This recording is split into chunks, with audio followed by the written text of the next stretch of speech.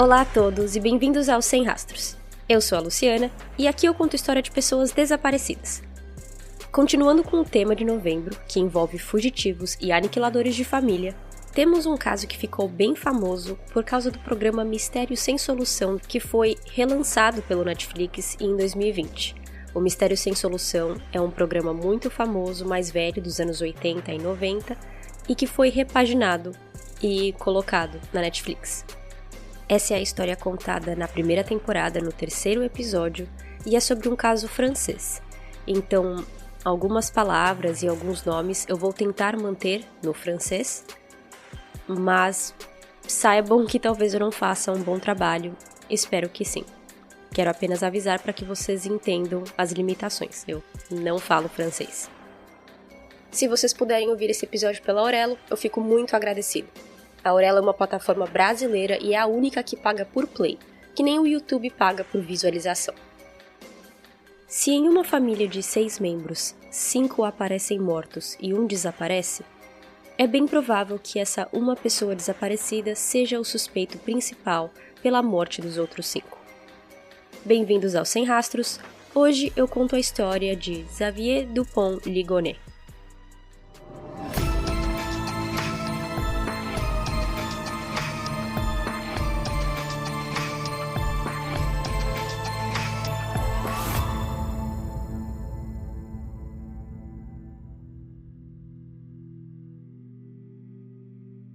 Estelle Chapon é residente da França, da cidade de Nantes, a 5 horas oeste dirigindo de Paris.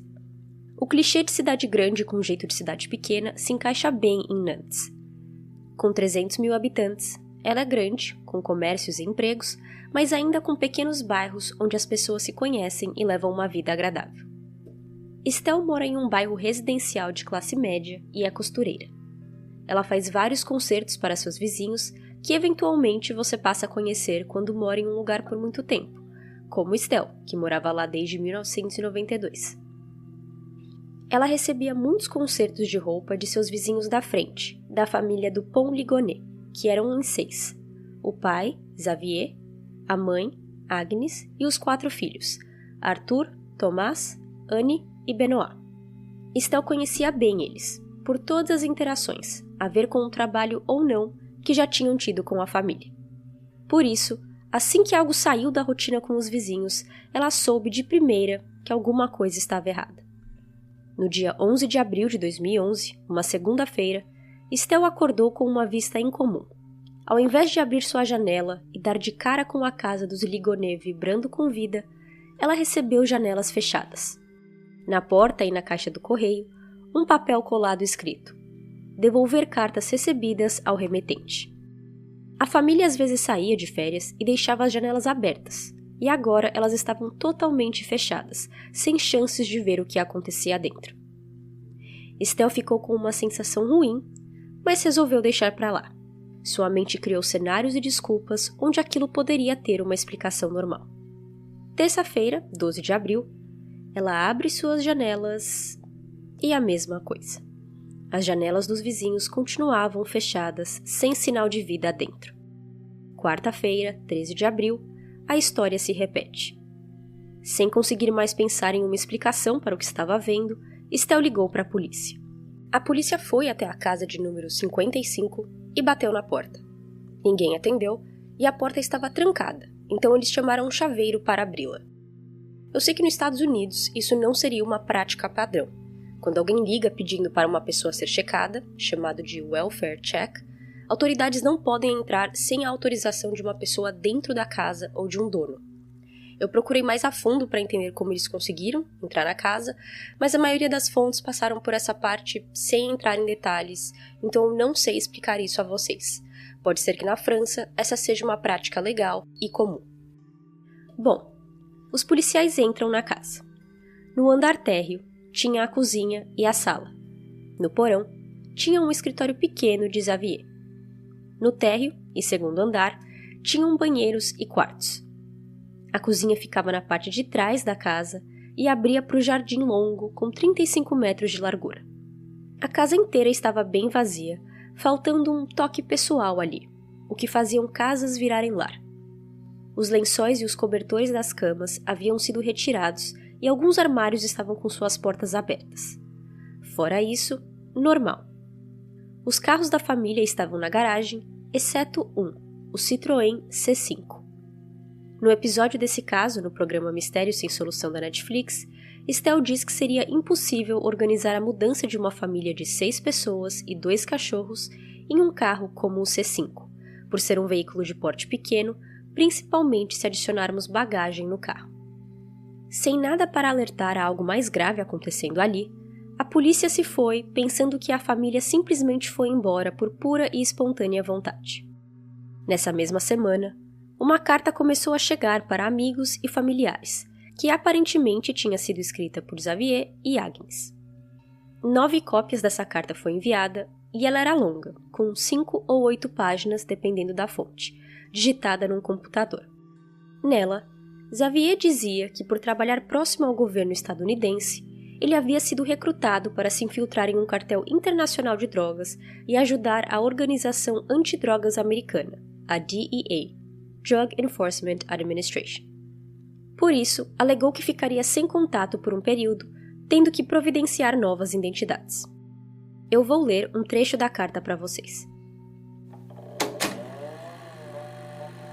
Olá, pessoal. Mega surpresa. Fomos com urgência aos Estados Unidos, em condições muito especiais que explicamos a seguir. Vocês receberão essa carta pela via postal clássica, porque nós já não temos a possibilidade de nos comunicar de outra forma, e isso vai ser durante alguns anos por razões de segurança. No momento em que você está lendo essa carta, não estamos mais na França e não poderemos voltar por um tempo ainda indeterminado. Você deve estar se perguntando o que tudo isso significa. Aqui está a história, pelo menos o que podemos contar sobre ela. Este e-mail é o único autorizado e está escrito sob controle. Quando criamos nossa empresa em Miami em 2003, a pessoa que nos ajudou a criá-la nos colocou em contato com a DEA, que procurava um francês que pudesse se infiltrar no meio de discotecas francesas para coletar informações sobre redes de tráfico de drogas e lavagem de dinheiro, sem chamar atenção. Depois de ter feito o teste, concordei em trabalhar incógnito para a DEA, com a obrigação de guardar segredo. Foi por isso que voltamos a morar na França em vez de nos instalarmos em Miami, e não por vagas razões de vacinas supostamente perigosas para as crianças. Quem nunca engoliu essa desculpa esfarrapada, fique tranquilo, vocês tinham razão.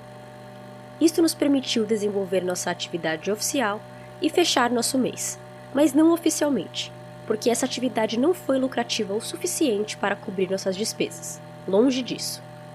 Aliás, mesmo com este suplemento, tivemos de vez em quando dificuldades financeiras temporárias, como todos sabem, e aproveitamos para agradecer mais uma vez aos amigos que nos ajudaram.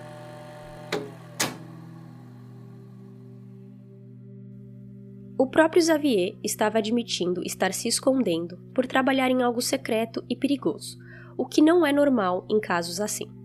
Pessoas que trabalham infiltrado ou precisam entrar no programa de proteção a testemunhas não podem falar para a família o que está acontecendo, mesmo que eles queiram muito. Na grande maioria, eles simplesmente desaparecem e são realocados com uma nova identidade. Em uma reportagem da CNN com o criador do programa de proteção à testemunha nos Estados Unidos, um homem chamado Gerald Schur, ele fala um pouco sobre o programa, mas pouco, porque a intenção é justamente que se tenha pouca informação sobre esse braço do governo. Gerald fala que uma testemunha não tem que lidar apenas com deixar sua família para trás. A esposa ou o marido tem que deixar a família deles para trás. Os filhos têm que deixar os avós e amigos para trás. Ninguém pode se falar ou se ver. Mas o que levam eles a fazerem isso é o pensamento de que se voltarem, eles serão assassinados. Com esse depoimento, a história de Xavier fica mais bizarra e suspeita. A família de Agnes entregou a carta ao promotor de justiça de Nantes, alegando que as coisas ali ditas não faziam sentido. Agnes não se deslocaria desta forma sem ao menos dar um telefonema. No dia 15 de abril, a polícia fez uma segunda visita na residência para uma perícia mais minuciosa. Desta vez, eles notaram que não haviam fotos nos portas-retratos nos cômodos da casa. Mais uma vez também, a polícia vai embora sem respostas. eles viriam a fazer mais 4 visitas à casa dos Dupont-Ligonnès, até finalmente algo ser encontrado. No dia 21 de abril, uma 6ª visita foi feita à casa e o quintal foi inspecionado com mais afinco. Existe um vão em uma certa parte da varanda, onde o chão é de terra. Eu não sei explicar muito bem, mas é como se fosse um pequeno túnel, onde tem que se agachar e engatinhar para entrar nessa área. No Instagram e website tem fotos melhores para mostrar como era o local. @semrastrospodcast. Ao agachar e começar a mexer na terra, o tenente da polícia achou sacos de lixos grandes fechados com fita. Ali jaziam os corpos de 5 dos 6 membros da família Dupont-Ligonnès.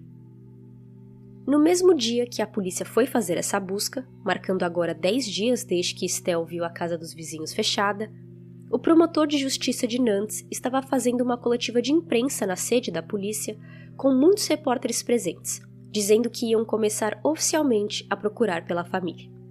Mas por que a polícia estava tão determinada em encontrar essa família a ponto de fazer uma coletiva de imprensa comunicando os esforços em achá-los?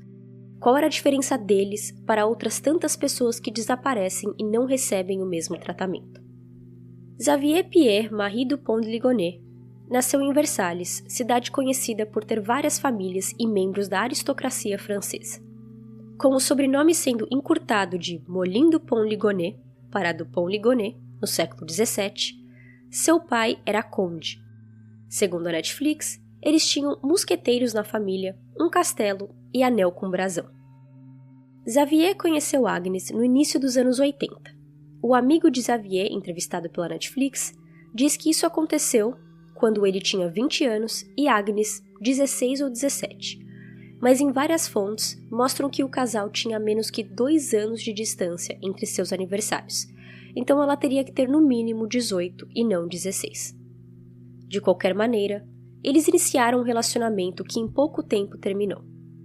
Agnes era uma menina séria, conservadora e religiosa, enquanto Xavier, naquela época, ansiava por outras coisas, como viajar sem ter um compromisso firme com alguém. Ele curtiu a vida, fez o que queria, e anos depois, quando reencontrou Agnes, ela não estava sozinha. Em sua barriga, ela carregava o bebê de outro homem. Surpreendendo a todos em sua volta, isso não foi o impeditivo para Xavier e os dois voltaram a namorar e eventualmente se casaram. Quando Arthur nasceu, Xavier o tratou como seu próprio filho e lhe deu o sobrenome nobre. Não se tem informação sobre o pai biológico de Arthur e se ele era um namorado de Agnes, apenas uma ficada de uma noite, ou se ele ao menos sabia que ela estava grávida. Em Nantes, Xavier era um empresário e Agnes trabalhava em uma escola católica local.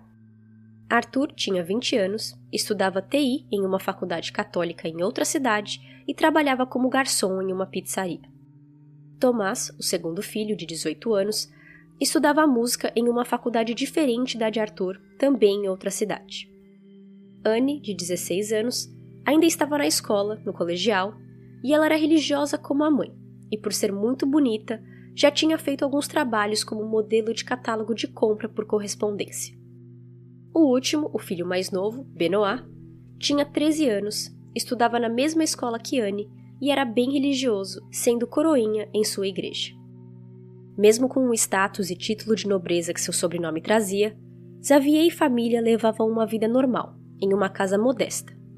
Eles não eram ricos e o título em si não tinha muito peso em suas vidas diárias.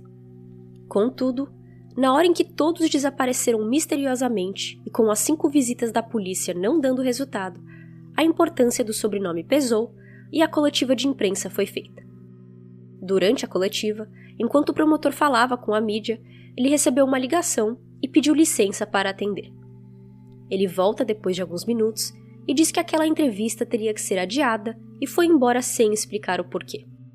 Ele tinha acabado de ser informado que os corpos tinham sido encontrados no quintal da casa dos Dupont-Ligonnès. Os corpos estavam envolvidos em cobertores e edredons e colocados em sacos plásticos de lixo. Junto com os corpos estavam pequenos itens religiosos, cruzes, imagens e velas, simulando um enterro religioso. Em uma mesma cova, de 3 metros de largura e 1,5 metros de profundidade, estavam os cadáveres dos 2 cachorros, Leon e Jules, da mãe Agnes e de 3 filhos, Arthur, Benoit e Anne. Em uma cova separada, acharam o corpo de Thomas sozinho. Nessa valeta tinham 2 níveis. O primeiro estava coberto com cimento e lixo. Tinha uma escada, entulhos, almofadas de cachorros, tijolos, etc.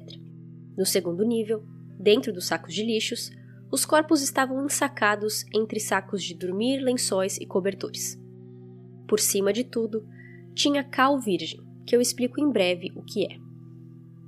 Então 5 membros tinham sido encontrados, menos um. Onde estava o corpo do pai de 50 anos, Xavier. Assim como no caso de semana passada sobre Robert Fisher, Xavier se tornou o principal suspeito. Foi emitido um alerta internacional à sua procura.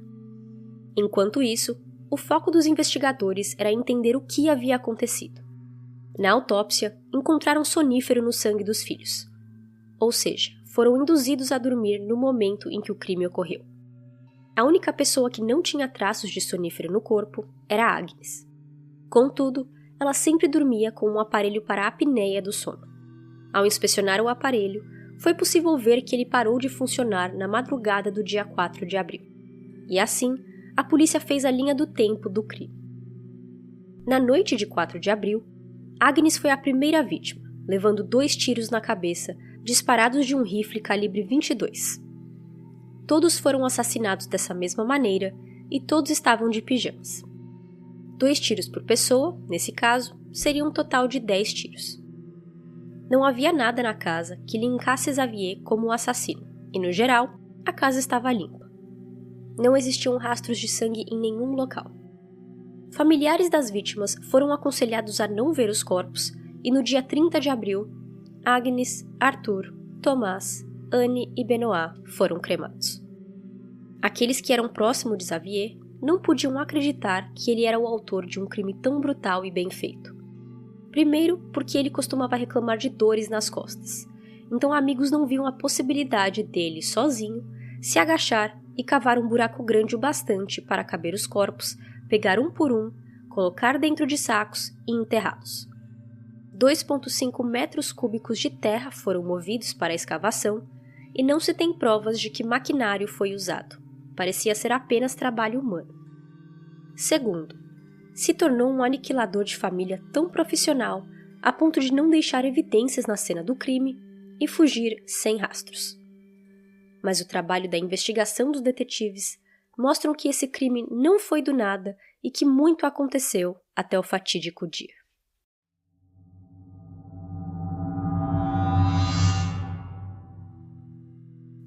Agnes e Xavier se conheceram nos anos 80, se casaram em 1992 e construíram sua família.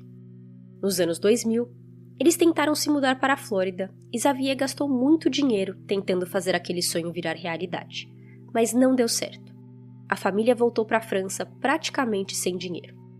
Não existem detalhes para qual era o trabalho de Xavier, além de uma breve descrição de que ele era vendedor de espaço publicitário.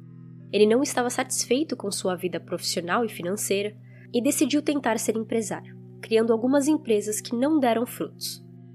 Uma dessas empresas é vista como um mistério até hoje e importante para o caso, chamada Seuref, S-E-L-R-E-F.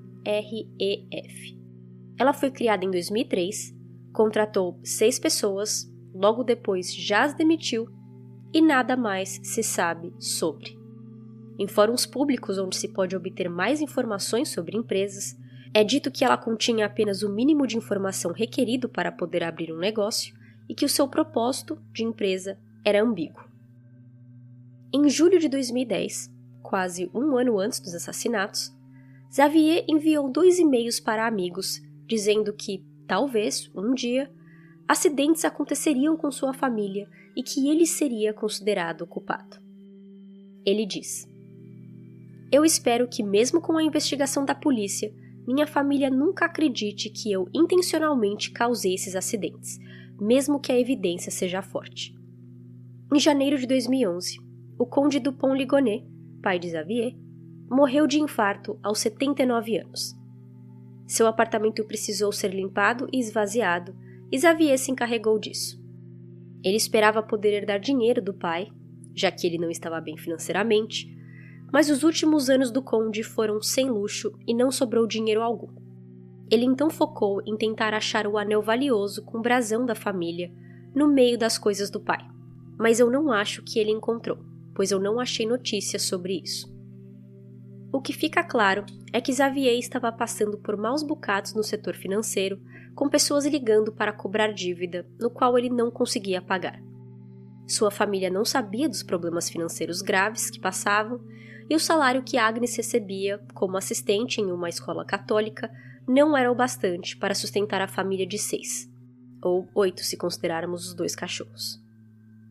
Depois de criar empresa falida atrás de falida, Xavier não sabia mais como manter a família ignorante dos problemas e nem como salvá-los. Ele sabia que não tinha mais saída. Em fevereiro, Xavier aplicou para conseguir uma licença para portar armas e, em março, ele visitou um clube de tiro 4 vezes em apenas 6 dias, munido do rifle de seu pai, que ele pegou para si depois que o conde morreu em janeiro. Lá ele pratica tiro ao alvo e faz pergunta atrás de pergunta para os funcionários, a maioria sobre silenciador. Nesse mesmo período, até o começo de abril, ele comprou um silenciador, munição, sacos de lixo, cimento, uma pá, uma enxada e 40 quilos de cal, que é um químico de textura sólida, usado muito em construções, com a função de remover a acidez do solo ou como pesticida na indústria de agricultura. Mas existe uma terceira função do cal que poucos sabem. Ele ajuda na decomposição rápida de corpos humanos. Ele age como ácido no corpo, tendo o efeito contrário de formol, por exemplo, que é usado em funerais para deixar corpos intactos por mais tempo. O cal também esconde o cheiro que um corpo falecido tem e mantém insetos longe. Por suas compras, é óbvio que Xavier estava planejando algo, mas hoje sabemos que se a pá e a enxada foram compradas com a intenção de ajudá-lo a cavar os buracos, isso não aconteceu. A altura do vão do quintal era de apenas 1,20 m. O tamanho das ferramentas por si só já eram maiores que isso, e ainda temos o fator de que Xavier também teve que ficar agachado enquanto cavava. Então não acredita-se que ele, por fim, usou a pá e a enxada, e sim que ele fez com as mãos. No dia 1 de abril de 2011, sexta-feira, Arthur e Tomás voltam para casa da faculdade para passar o fim de semana. No dia 3, testemunhas dizem que viram toda a família jantando em um restaurante. Um outro vizinho viu Agnes aquele dia também, e Xavier deixou uma mensagem na caixa postal da irmã. Mas já no dia 4, segunda-feira, Anne e Benoit não foram para a escola. Amigos tentaram entrar em contato com eles e não conseguiram. Nessa noite, Xavier é visto jantando apenas com seu filho Tomás em um restaurante, o segundo de 4 filhos, e a irmã de Xavier ligou e conversou com ele. Então, na noite do dia 4, pelo menos Xavier e Tomás ainda estavam vivos. Mas a polícia acredita que Agnes, Arthur, Anne e Benoit já estavam mortos. Alguns vizinhos não colaboram com essa linha do tempo, pois eles dizem que viram Agnes viva entre os dias 5 e 7 de abril. Mas sem câmeras de segurança ou provas mais sólidas, não é possível saber de verdade. Amigos de Tomás também dizem que o viram no dia 5 de abril pela última vez, mas outras testemunhas dizem ter visto ele e o seu pai jantando na noite do dia 4. Mesmo sem saber exatamente se Tomás morreu no dia 4 ou 5, ele foi sim o último a ser assassinado. Por motivos desconhecidos, Xavier deixou Tomás voltar para a faculdade no domingo à noite e na segunda ou terça ligou para o filho pedindo que ele voltasse para casa, pois sua mãe tinha sofrido um acidente de bicicleta e estava em coma no hospital. Thomas pegou o trem da faculdade até Nantes, onde jantou com seu pai, voltaram para casa e não foi mais visto até seu corpo ser encontrado no dia 21 de abril. No dia seguinte ao seu assassinato, no dia 5 ou 6 de abril, uma mensagem de texto foi enviada do celular de Tomás para um amigo, dizendo que não ia voltar para a faculdade, pois ele estava se sentindo muito doente. Então, na noite do dia 4, 8 tiros foram disparados em 4 membros da família, e na segunda ou terça noite, mais um tiro, todos com o seu rifle acoplado de um silenciador. A teoria do policial e de pessoas entrevistadas na Netflix é de que Xavier estava aflito sobre matar Tomás, porque biologicamente ele era o seu primeiro filho, e que ao matá-lo, sua linhagem acabava com Xavier. E não qualquer linhagem, e sim uma importante para a história francesa. Nos dias seguintes ao dia 4, vizinhos dizem ter ouvido os cães latirem sem parar por 2 noites, até que ficaram totalmente em silêncio. No dia 6, a namorada de Arthur foi até a casa da família Ligonet, bateu na porta várias vezes e não ouviu nenhum barulho, nenhum latido. Pode ser que Xavier tenha deixado os cachorros vivos até depois de matar Tomás, para ele não perceber nada estranho ou fazer perguntas. Xavier é visto pela última vez em Nantes no dia 10 de abril, colocando muitas bagagens dentro de seu Citroën C5 e dirigindo. Nos dias a seguir, seus amigos e familiares começaram a receber a longa carta. Além dela, uma outra carta foi enviada à escola de Anne e Benoit, os desmatriculando de lá, dizendo que a família estava se mudando para a Austrália por razões profissionais. E junto tinha um cheque que cobria o resto da matrícula dos 2 filhos pelo resto do ano. Mas Xavier não estava na Austrália, e sim bem mais perto. Até o dia 15 de abril, na verdade, ele não estava se escondendo e nem tentando. Detetives têm uma linha do tempo limpa e organizada de onde Xavier estava, mas com os rastros acabando no dia 15, e os corpos sendo encontrados no dia 21, a polícia estava uma semana atrasada para pegá-los sem dificuldades. Em 22 de abril, um dia após os corpos serem encontrados, o Citroën C5 de Xavier foi encontrado no estacionamento de um hotel Fórmula 1 na cidade Roquebrune-sur-Argens. Ele foi embora de Nantes no dia 10, pois seu carro foi fotografado em um radar chegando na cidade de Rochelle, onde ele almoça e passa a noite, antes de continuar dirigindo na direção sudoeste no dia seguinte. No total, em 4 dias, ele passou por 5 cidades, todas com um vínculo afetivo para ele. Aquelas eram cidades onde ou ele já tinha morado com Agnes antes de se mudar para Nantes, e onde algum dos filhos nasceram. No dia 10, ele sai de Nantes para Rochelle. No dia 11, ele está em Toulouse. Dia 12, em Arles. Dia 13, em Seine-sur-Mer. Uma ex-namorada disse que ele a contatou lá, mas eles não chegaram a se encontrar. Por último, no dia 14 de abril, Xavier para em Roquebrune, que é onde o seu carro foi encontrado. Eu peço desculpa a todos os franceses que estão me ouvindo agora e querendo me matar. Minha pronúncia é péssima. Desculpa de verdade. Nas câmeras de segurança do hotel em 15 de abril, Xavier é visto atravessando o estacionamento com uma mala e algo longo na mão, que acreditam ser o rifle que ele usou para matar a família. Ele então olha para a câmera e parece até estar dando um tchauzinho. Aquela região tem muitas montanhas e penhascos, então no dia 22, buscas já começam a serem feitas em áreas próximas ao hotel à procura de um corpo, pois Xavier poderia ter ido a algum lugar remoto e se matado com o mesmo rifle. A busca durou 2 meses e nada foi encontrado.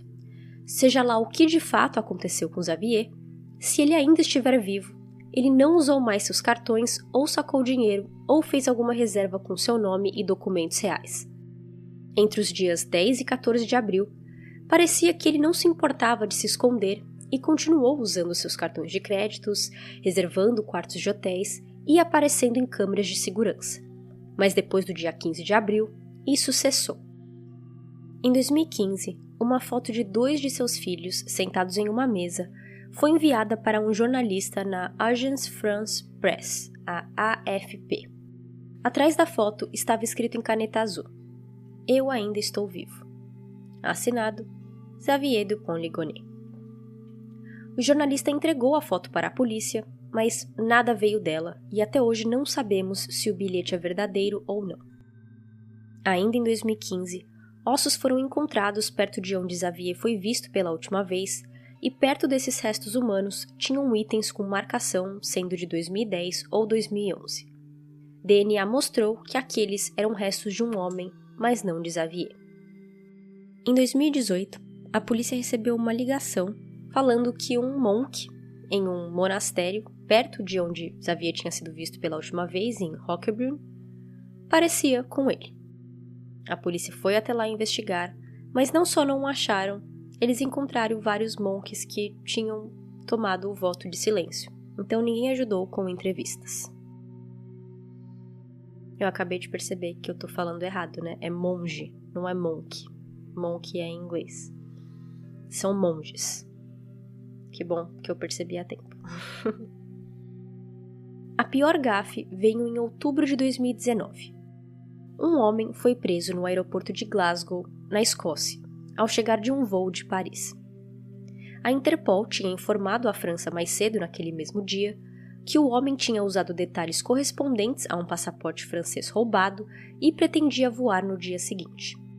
Porém, o homem mudou seu voo e chegou na Escócia um dia antes do previsto. A França pediu para que eles prendessem o homem, acreditando ali ser Xavier Dupont-Ligonnès. Então a polícia o prendeu e disse publicamente que tinha detido uma das pessoas mais procuradas e famosas da França. Mas não era ele. Quando a polícia francesa entrou em contato com a Escócia, eles disseram que aquele homem podia ser Xavier. A Escócia entendeu que era. Então, antes mesmo de checar DNA, histórico e enviar as filmagens de segurança para a França examinar, eles chamaram a mídia e declararam que tinham feito esse grande feito. Eu até achei um artigo de 2 anos atrás, enquanto fazia minha pesquisa, que falava: essa semana, Xavier foi achado dando resolução a um caso aberto de quase 10 anos. Relembre seu crime. No final, o homem era um cara português de quase 70 anos que estava visitando sua esposa escocesa. A teoria de que Xavier morreu, mas seu corpo nunca foi encontrado, existe entre vários internautas e conhecedores do crime. A teoria que ele ainda vive entre nós, talvez na América do Sul, com um corte de cabelo e identidade diferente, também é bem popular. Uma terceira teoria não tão popular envolve os Estados Unidos. Além da empresa Seuref, Xavier criou uma outra empresa chamada NetSurf Concept LLC. Seu conselheiro, que o ajudou a abrir a empresa na Flórida, é um homem chamado Gerard Corona, um expatriado da França que ajudava estrangeiros a administrar procedimentos legais nos Estados Unidos. O que ele também era conhecido por fazer é ajudar clientes a abrir contas bancárias estrangeiras e cartões anônimos que davam a essas pessoas a possibilidade de sacar dinheiro em vários países sem deixar vestígios. Será que Xavier obteve a ajuda de Gerard para desaparecer? A teoria de que ele estava sendo realmente protegido pelo Programa de Proteção à Testemunha americano, ou que ele trabalhava para a organização antidroga, já não é acreditada por praticamente ninguém. Assim como Robert Fisher, não parece ter ninguém mais que poderia ser suspeito na morte de suas famílias. A busca por Xavier continua até hoje, e o episódio na Netflix reacendeu o interesse da internet no caso, mas não trouxe pistas relevantes. Com o caso já contado, eu posso dar minha breve opinião de que eu não tenho uma. Eu acho que existe 50% de chance dele ter morrido e outras 50% para que ele esteja vivendo em algum outro país, sem Netflix talvez, ou em uma cidade pequena, ou com uma aparência diferente de sua original. Os Dupont-Ligonnès eram conhecidos por serem uma família amorosa, sorridentes e legais. Arthur, Thomas, Anne e Benoit estavam no começo de suas vidas, tomando decisões sozinhos e tendo novas experiências. Como o clichê diz, eles foram mortos por aquele que mais confiava, seu próprio pai. Acho que, nesse quesito, Xavier teve o mínimo, e se tivesse uma palavra melhor que mínimo, eu usaria. Mas ele pelo menos teve a decência de cometer o crime com eles dormindo, para que assim eles não tivessem aqueles últimos segundos de vida com medo, e sem entender por que o pai estava fazendo aquilo com eles. Agora eu queria saber a opinião de vocês. O que vocês acham que aconteceu com Xavier? Será que ele é fugitivo ou será que ele se matou e o seu corpo não foi encontrado? Se o seu corpo não foi encontrado, isso quer dizer que o rifle também não foi. porque ele não foi encontrado dentro do carro. O motivo pelo qual a polícia e muita gente acredita que ele se suicidou é porque ele não tentou se esconder naqueles dias entre o dia 10 e 15. E se ele matou a família entre os dias 4 e 6, é curioso como ele não estava nervoso que os corpos não iam ser achados mais rápidos. No final, os corpos só foram encontrados no dia 21, mas ele saiu de Nantes no dia 10. Será que ele tinha tanta confiança assim de que os corpos não seriam encontrados naqueles próximos dias, no qual ele estava viajando, colocando o rosto em câmera de segurança, pagando as coisas com cartão, sacando dinheiro? Aquilo parece mais como se ele tivesse se despedindo, como se ele não tivesse se importando em se esconder, porque ele não precisava se esconder, porque no final ele ia se matar. E o tal tchauzinho que parece que ele dá para a câmera, segundo relatos de policiais, será que aquilo foi um tchau, eu sou mais esperto que vocês, vou fugir, vocês não vão me encontrar? Ou será que foi um tchau porque ele estava se despedindo, porque aquela seria a sua última cidade e ele acabaria com sua vida ali? Tudo teoria, coisas que passam por nossas cabeças, e eu queria saber a opinião de vocês. Eu fico por aqui com o caso de hoje e vejo vocês no próximo episódio. Tchau, tchau!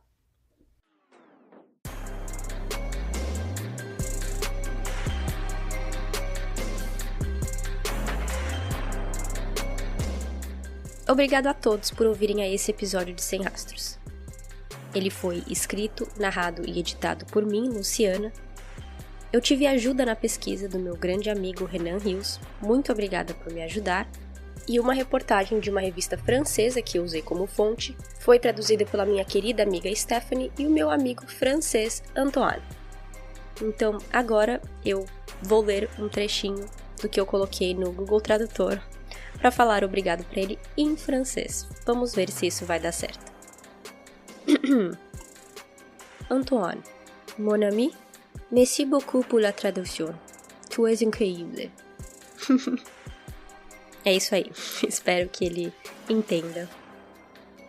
Para fotos e fontes de pesquisa, você pode acessar o site www.semrastrospodcast.com. Vejo vocês no próximo episódio. Até lá!